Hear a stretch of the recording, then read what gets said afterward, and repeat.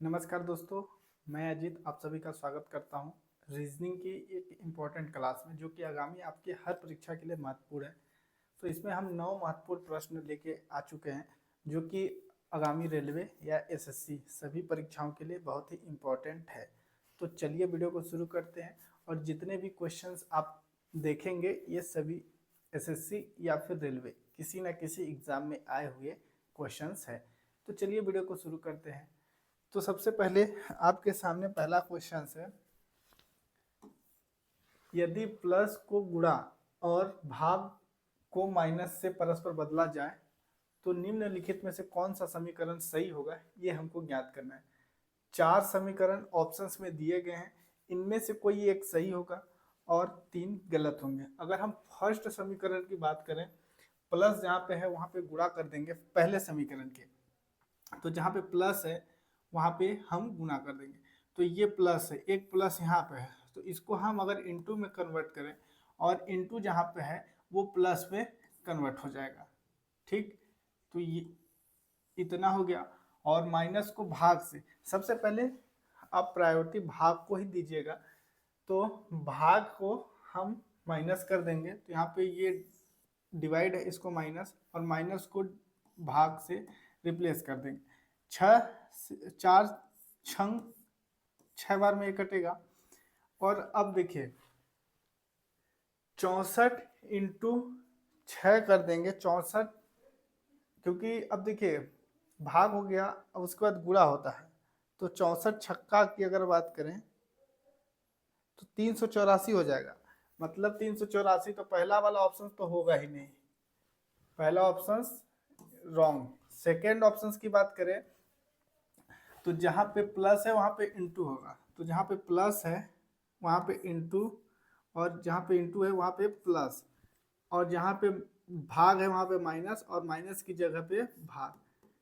Same वही 6 से कटेगा 6, और 18 इंटू 6, 18 छंग 108, तो 18 छक्का 108 होता है। मतलब 18 गुणे 6 करेंगे तो 108 आएगा। और फिर अब देखिएगा हमने क्या किया, भाग कर लिया, गुणा कर लिया, अब जोड़ करेंगे तो 108 माइनस 6 फिर प्लस का 64। चूंकि अब ये दोनों जुड़ेंगे तो सेकेंड वाला भी ऑप्शन नहीं होगा, क्योंकि प्लस ही इसका ज़्यादा जाएगा। क्योंकि 6 8 4 12 की 2 हासिल का आया 1, 6 1 7 7 और 6 माइनस ही करेंगे तो इसमें कितना माइनस होगा। थर्ड वाले ऑप्शन की तरफ चलें, प्लस को इंटू से रिप्लेस करेंगे, जहाँ पे प्लस है वहाँ से इंटू, तो हमने यहाँ पे इंटू किया, और इंटू को प्लस, माइनस को डिवाइड, और डिवाइड को माइनस। 4 छंग 24, देखिए 18 गुणे 6 बराबर 108, अभी हमने निकाला है 108 हो गया, गुना हो गया। फिर यहाँ पे प्लस, ये भाग दिए हैं तो यहाँ से 6 बचा, फिर माइनस 64, 8 6 14 की 4 हासिल का आया 1, और इसमें से हम माइनस करेंगे 64 को।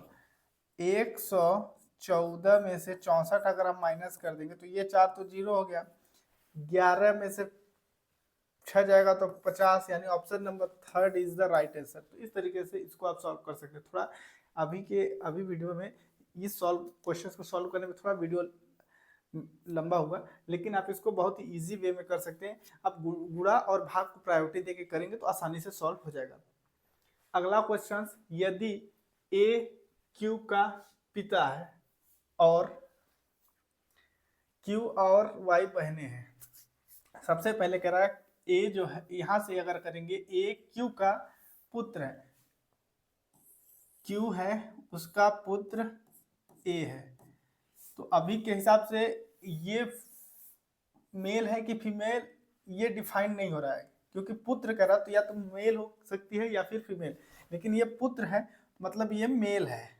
ये जो ए है ए नाम का जो व्यक्ति है ए पुरुष है। अब यहाँ पे कह रहा है कि Q और Y, तो Q और Y जो है बहने हैं, तो Q प्लस Y ये आपस में दोनों बहने हैं, ये दोनों बहन है, मतलब Q फीमेल है और A मेल है। इतना क्लियर हो गया, मतलब हम यहाँ तक क्लियर हो चुके हैं।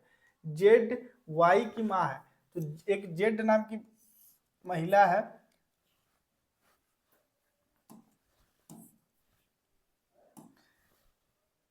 एक Z नाम की महिला है जो Q और Y की, क्योंकि ये दोनों आपस में बहनें हैं, Z की माँ है, मतलब Q और Y सगी बहन है, उसकी माँ Z है। तो हम यहाँ तक आ चुके। P जो है Z का पुत्र है, तो P नाम का एक व्यक्ति है जो Z का पुत्र है। अब इसमें हमसे पूछ क्या रहा है कि निम्नलिखित में कौन सा कथन सही है। तो देखिए P A का मामा है, हाँ, तो ये चूंकि ये Q Y और P ये आपस में भाई बहन होंगे और Z इसकी माता है, पुत्र है, तो माता है, तो P और A मामा, P A का मामा होगा, तो ये ऑप्शन सही होगा। P और Y बहनें हैं, P पुरुष है और Y फीमेल है यानी महिला है, तो बहनें नहीं भाई बहन होगा, तो ऑप्शन नंबर सेकेंड गलत होगा। A और P कजिन नहीं, नेफ्यूज यानी भांजा होगा, तो ऑप्शन नंबर थर्ड उपरोक्त में से कोई भी नहीं, मतलब option number A is the right answer. Then अगला क्वेश्चन, 8 मित्र ABCDEFGH एक सीधी रेखा में सभी उत्तर की ओर सम्मुख हैं। तो एक सीधी रेखा, मतलब हम देखिए इसमें एक सीधी रेखा बना लेते हैं।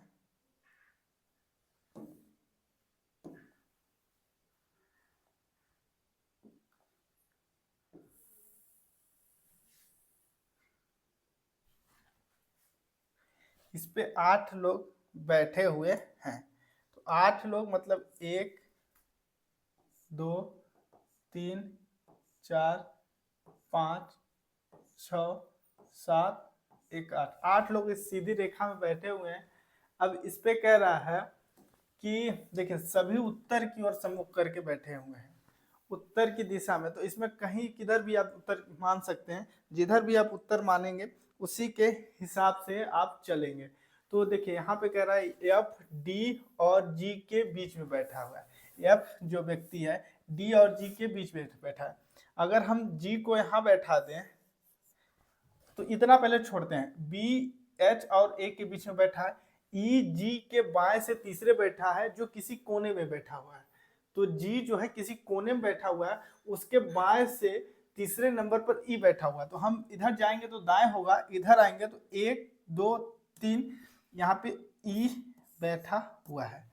ठीक, अब हम चलेंगे किसी कोने पे बैठा, एच सी के बाएं से तीसरा है, एच जो है एच सी के बाएं से तीसरा है, तो एच को अगर हम यहां बैठा दें तो 1 2 3, तो मतलब सी यहां अगर होगा तो उसी का तीसरा 1 2 3, क्योंकि इधर दाया है तो इधर बाया है, एच जो है सी के बाएं से तीसरा हो गया। देखिए एच हो गया, सी हो गया, ई हो गया, जी बैठ गए। अब 4 लोग बैठ चुके हैं, 4 लोगों को और एडजस्ट करना है। ए और ई के बीच कौन बैठा है ये हमको ज्ञात करना है। ठीक है, एच सी के बाएं से, सी के बाएं से तीसरे नंबर पे एच हो गया, एफ डी और जी के बीच बैठा हुआ है, एफ जो है डी और जी के, तो यहाँ पे अगर एफ होगा तो यहाँ पे डी हो जाएगा, क्योंकि एफ जो है डी और जी के बीच में बैठा हुआ है, तो 2 4 6 लोग इस पे बैठ चुके हैं। एच जो है सी के बाएं से तीसरा हो गया। अब हमको 2 लोगों को एडजस्ट करना है, ए और बी, तो बी जो है एच और ए, एच और ए, H और A, तो यहाँ पे B होगा और यहाँ पे A होगा, ऐसे होगा। अब हमसे पूछा जा रहा है A और E, तो A और A के बीच में ऑप्शन नंबर 4 यानी C बैठा हुआ है, तो इस क्वेश्चन का राइट आंसर ऑप्शन नंबर 4 है। इस तरीके से इसको आप सॉल्व कर सकते हैं। फिर अगला क्वेश्चन, PQRST और जो 6 गायक हैं U S से बेहतर है, तो अगर U को हम बेहतर मान लें, U जो है यस से बेहतर है, बेहतर गायक है। R यस से बेहतर नहीं हो सकता, मतलब यस इसमें भी यस बेहतर है R से। फिर Q T से बेहतर गायक है, Q जो है T से बेहतर गायक है, यस P से बेहतर गायक है, यस जो है P से बेहतर गायक, मतलब ये यहाँ पे आ गया। ठीक है, Q जो है R या P से बेहतर नहीं है, Q जो है R या यस से, Q R या यस से बेहतर नहीं है, मतलब यहाँ पे Q हो गया। अब लास्ट पे T आया, देखिए Q जो है R या P से बेहतर नहीं है, तो R तो पहले ही है, P भी पहले आ गया, Q के बाद T आया, तो ऑप्शन नंबर 4 इस क्वेश्चन का राइट आंसर हो जाएगा, क्योंकि इसमें कह रहा है कि इन 6 में से सबसे बुरा गायक कौन है, तो सबसे बुरा गायक मतलब T है। ये सभी क्वेश्चंस RRB NTPC के एग्जाम में आए हुए क्वेश्चन हैं। देन अगला क्वेश्चन, PD के दक्षिण पश्चिम, सॉरी BD के पश्चिम में है, तो यहाँ पे अगर हम D मान लें तो D के पश्चिम, तो इधर पूरब इधर पश्चिम, तो इधर अगर हम B को बैठा दें तो इधर पूरब है, पूरब पश्चिम उत्तर दक्षिण, ये इधर हमने फोर्थ साइड मान लिया है। अब इधर कह रहा है कि G के दक्षिण में B जो है D के पश्चिम में है, जो G के दक्षिण में है, तो अगर हम G को यहाँ मान लें तो उसका दक्षिण इधर आ गया, मतलब B 6 है। यदि यस G के पूरब में है, तो यहाँ पे अगर यस आ गया जो G के पूरब में है, तो D यस के संदर्भ में किस दिशा में है?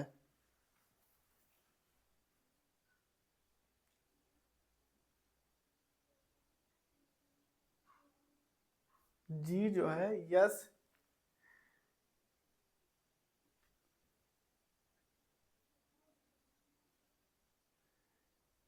D यस के संदर्भ में, D जो है यस के संदर्भ में,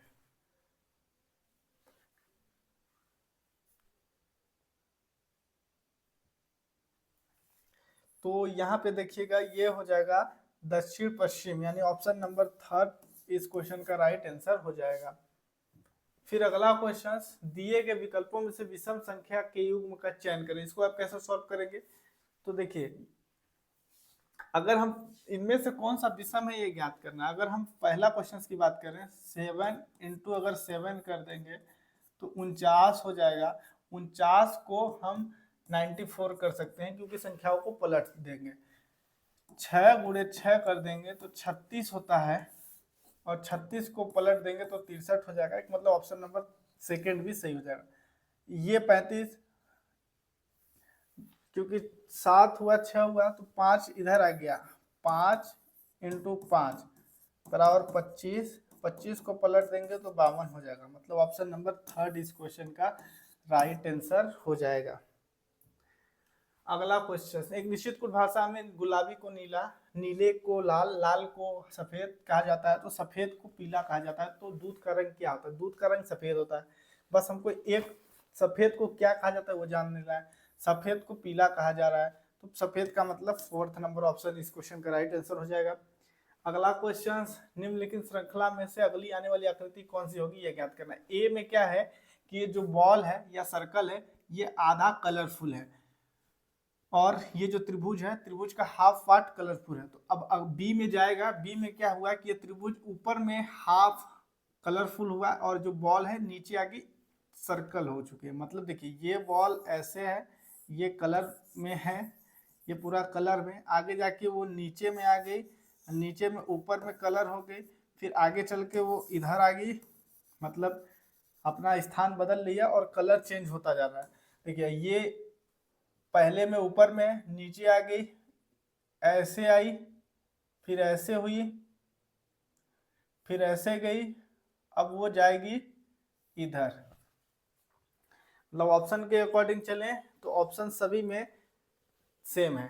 अब देखिए ये आधा पार्ट इधर कलरफुल है, फिर ऊपर में कलरफुल है, फिर मिड हाफ पार्ट कलरफुल है, फिर ऊपर में है, फिर अब वो चीज इधर हो जाएगी, इधर मतलब left side. Left side colour होगा, मतलब ये दो ऑप्शन सी और डी होगा ही नहीं। अब ये मतलब ये चीज ऐसे त्रिभुज आधा पार्ट इधर का कलर हो जाएगा, इतना ऐसे, ये क्लियर इतना।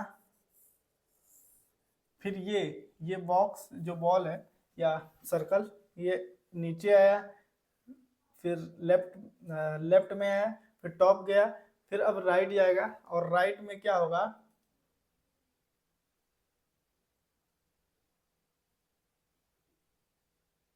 देखिए ये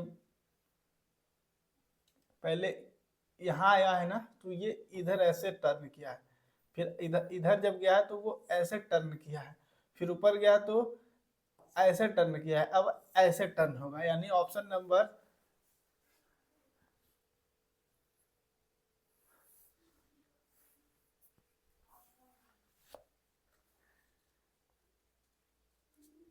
ऑप्शन नंबर इसका डी होगा।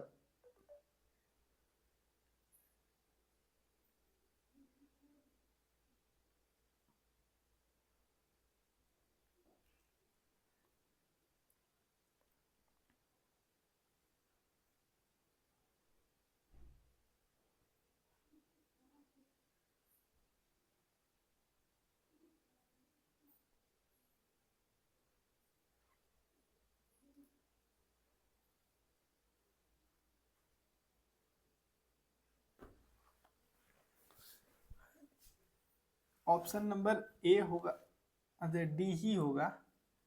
बस इसमें जो बॉल का सर्कल है